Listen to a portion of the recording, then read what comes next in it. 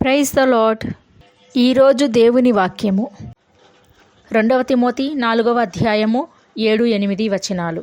మంచి పోరాటము పోరాడి తిని, నా పరుగు కడముట్టించి తిని, విశ్వాసము కాపాడుకొంటిని. ఇక మీదట నా కొరకు నీతి కిరీటం ఉంచబడి ఉన్నది. పౌలు గారు ఈ మాట అంటున్నాడండి. నేను మంచి పోరాటము పోరాడాను, విశ్వాసాన్ని కాపాడుకున్నాను. అవును, విశ్వాసాన్ని కాపాడుకోవటానికి పోరాడవలసిందే. ఆ పోరాటము బయట ఎక్కడో కాదు, నీ హృదయములోనే, నీ తలంపులలోనే. దేవుడిచ్చిన వాగ్దానాలు కొన్ని గమనిస్తుంటే ఇది జరుగుతుందా, ఇది అసాధ్యము అన్నట్లుగా అనిపిస్తుంది. శారాయి, అబ్రహాములను చూస్తే వారిరువురు భార్యాభర్తలే. అయితే దేవుడు ఒక వాగ్దానము వారికి ఇచ్చాడు, మీకు కుమారుణ్ణి అనుగ్రహిస్తాను అని. అయితే ఆ వాగ్దానాన్ని అబ్రహాము నమ్మాడు, శారాయి నవ్వుకున్నది. వయస్సు ఉడిగిపోయిన వృద్ధురాలిని నాకు పిల్లలు పుడతారా అని నవ్వుకుంది. అబ్రహాము మాత్రము మాట ఇచ్చినవాడు, నమ్మదగినవాడు అని తన ముదుసలి వయస్సులో తన ముసలితనం వైపు చూసుకోకుండా దేవుడిచ్చిన వాగ్దానం వైపు చూచి నమ్మాడు. ఆయన నమ్మకమే అతనికి నీతిగా ఎంచబడింది. మనిషి తన చుట్టూ ఉన్న వాటినే చూస్తాడు. తన చెవులకు వినిపించేవి, తన కంటికి కనిపించేవి తన జ్ఞానంతోనే ఆలోచిస్తాడు.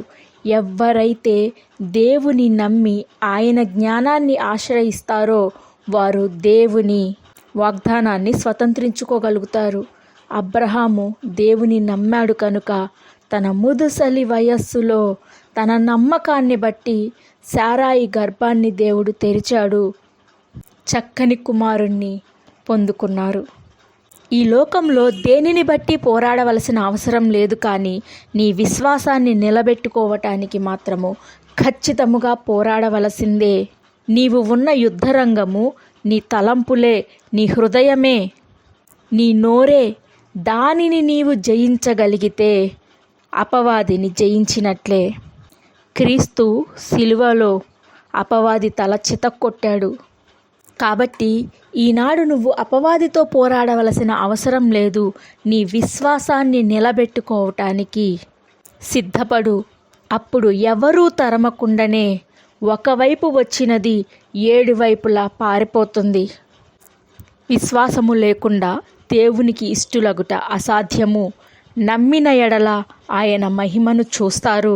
నమ్మిన వారు మాత్రమే ఆయన యొక్క ఆశీర్వాదాన్ని స్వతంత్రించుకోగలుగుతారు. ఆయన యందు విశ్వాసము కలిగిన వారే ఎటువంటి సందేహాలు లేకుండా ఆయన నీకిచ్చిన వాక్యాన్ని నమ్మి నిలబడగలిగితే, నీ చుట్టూన్న వాటి వైపు చూడకుండా ఆయన వైపే నువ్వు చూడగలిగితే ఏ అపవాది నిన్ను ఏమీ చేయలేదు. ఏ పరిస్థితి నిన్ను ఇబ్బంది పెట్టలేదు. ఏ అనారోగ్యము నీ మీద నిలవలేదు. ఏ అప్పులు నిలబడలేవు. ఏ కోర్టు సమస్యలు, భార్యాభర్తల మధ్య సమస్యలు, బంధువుల్లో సమస్యలు, స్నేహితుల మధ్య సమస్యలు ఏది కూడా నిలిచి ఉండలేదు. దేవుడు నీకు ఒక బంధాన్ని అనుగ్రహించాడు అనంటే దానిని అపవాది తీసివేయలేదు. నీ విశ్వాసమే. ఈరోజు పరిస్థితులన్నీ నీకు వ్యతిరేకంగా అనిపించవచ్చు, కానీ నీ విశ్వాసము ఒక రోజున పరిస్థితులన్నీ నీకు సానుకూలము చేస్తుంది. పౌలు గారికి చుట్టూ అనేక సమస్యలు ఎదురవుతూనే వచ్చాయి, కానీ ఏ సమస్య వచ్చినా నాకు దేవుడు ఉన్నాడు, ఆయన చూసుకుంటాడు అని ఆయన విశ్వసించాడు. ఆయన ఎటు నడిపిస్తే అటు నడుస్తాను అని ధైర్యము కలిగి, భయము, కంగారు, తొందరపాటు ఏదీ లేకుండా దేవుని మీద భారం మోపి ప్రశాంతముగా ఆయన ఏ పని చెబితే ఆ పనికి సాగిపోతూ ఉన్నాడు. మనుష్యులకు, పరిస్థితులకు దేనికి భయపడలేదు. దేవునికి మాత్రమే భయపడ్డాడు. ఆయన ఇచ్చిన వాగ్దానాన్ని మాత్రమే నమ్మాడు. అపవాది ఆయన ముందు పెట్టిన ప్రతి పోరాటములో జయించాడు. చేతులతో యుద్ధము చేయలేదు, కానీ విశ్వాసముతో యుద్ధము చేశాడు. ఆ యుద్ధములో పౌలు గారు గెలిచారు. ధైర్యముగా ఈ మాట చెబుతున్నాడు. నేను మంచి పోరాటము పోరాడి తిని నా విశ్వాసమును కాపాడుకొంటిని.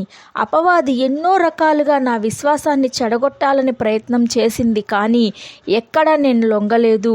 ఆయన మాటను నమ్మాను, వాక్య ప్రకారము జీవించాను కనుక నా కొరకు నీతి కిరీటము దాచపడి ఉన్నది, నేను గెలిచిన వాడను అని ఆయన ధైర్యముగా చెబుతూ ఉన్నాడు. ఆ ధైర్యము ఈనాడు నీకున్నదా? అది నీ తలంపులను, నీ ఆలోచనలను క్రీస్తుకు అనుగుణంగా చెరపట్టి ఆ ప్రకారము జీవించగలిగితే నీవు ఈ మాట ధైర్యముగా చెప్పగలవు. ప్రార్థన. దేవా, ఈ వాక్యం వించున్న నీ ప్రియులు అపవాది యొక్క కుయుక్తికి లోబడక నీయందు విశ్వాసము కలిగి ఉంటే అపవాది ఎన్ని పన్నాగాలు పన్నినా ఏమీ చేయలేదు. ఒకవైపు వచ్చినది 7 వైపులా పరిగెత్తవలసిందే. విజయము నాదే. నేను నమ్మినవాడు విజయాన్ని నాకు అనుగ్రహించాడు. అపవాది యొక్క తల చితక్కొట్టాడు. కాబట్టి ఈ అబద్ధాన్ని నేను నమ్మవలసిన అవసరం లేదు, ఆయన మీదే ఆధారపడతాను అని వారి తలంపులను నీ మీద ఆనుకొనున్నట్లు సహాయము దయచేయమని, తద్వారా ప్రతి విషయంలో విజయాన్ని చూడగలుగుటకు కృప చూపించమని యేసు శక్తి కలిగిన నామమున అడిగి వేడుకొంచున్నాను తండ్రి. ఆమెన్. మీ ప్రార్థన అవసరతల కొరకు కింద కామెంట్ సెక్షన్లో మెన్షన్ చేయండి. మీ కొరకు ప్రత్యేకముగా ప్రార్థించటం జరుగుతుంది. షాలోమ్.